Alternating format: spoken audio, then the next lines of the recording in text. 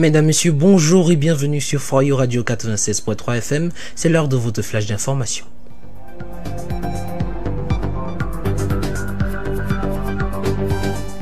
Commençons aux États-Unis, réélection de Donald Trump, réaction mitigée en Afrique. En date du 6 novembre 2024, Donald Trump a remporté un second mandat aux États-Unis, une élection qui suscite de vives réactions sur le continent africain. Si plusieurs dirigeants, dont le Congolais Félix Tshisekedi et le Nigérian Bola Ahmed Tinubu, ont félicité Trump et espèrent renforcer les relations bilatérales, d'autres rappellent des souvenirs amers. Lors de son dernier mandat, Trump s'était montré peu intéressé par l'Afrique, n'y effectuant aucune visite et tenant des propos désobligeants. En Afrique du Sud, l'inquiétude domine quant aux répercussions économiques et diplomatiques, tandis qu'au Sénégal, l'accueil est plus résigné, sans entente particulière.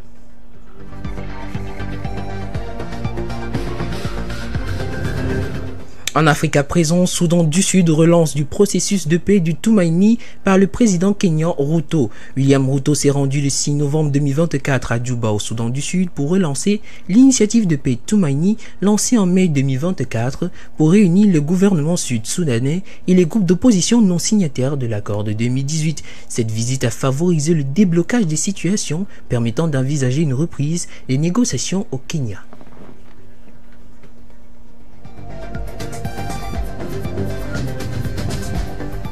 Gabon à présent, début calme pour la campagne référendaire. La campagne électorale pour le référendum constitutionnel s'ouvre au Gabon en vue du vote du 16 novembre 2024. Les Gabonais devront donc se prononcer sur un projet de constitution instaurant un régime présidentiel avec un mandat de 7 ans, renouvelable une seule fois. Ce projet divise le pays et appelle au vote divergent. Bien que le président de la transition, Brice Clotaire Oligui Nguema, exhorte les populations à voter par un oui pour garantir la stabilité, des opposants comme le syndicaliste Roger Abessolo défendent le non pour, disent-ils, préserver des institutions fortes.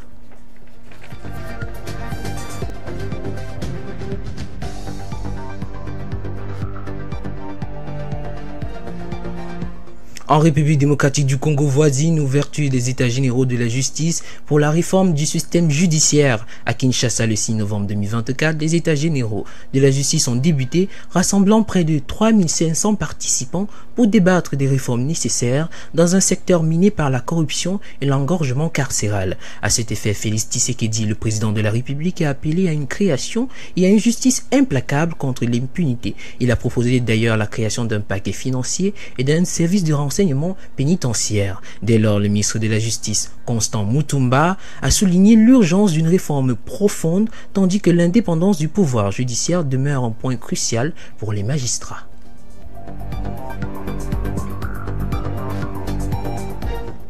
Au Rwanda, à présent, possibilité d'un accès à la contraception dès 15 ans.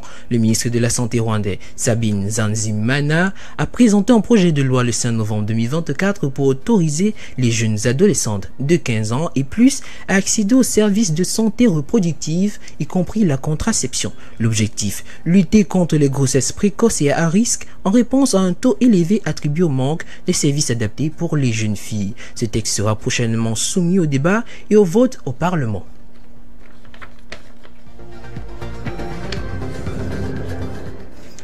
Terminant du côté de la Zambie, soutien d'un médecin russe dans la réduction de la mortalité maternelle et infantile. Une équipe de médecins russes est arrivée en Zambie le 6 novembre 2024 dans le cadre de la mission intitulée Bonté pour apporter un soutien médical aux femmes enceintes spécialisées en chirurgie obstétrique ou encore oncologie. Ils espèrent opérer à l'hôpital universitaire de Lusaka où des interventions complexes comme l'ablation d'une tumeur maligne ont déjà été réalisées.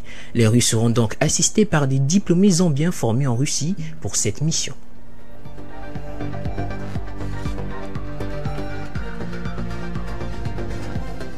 Chers auditeurs, merci de nous avoir écoutés. C'était là l'essentiel de l'information dans ce Flash News.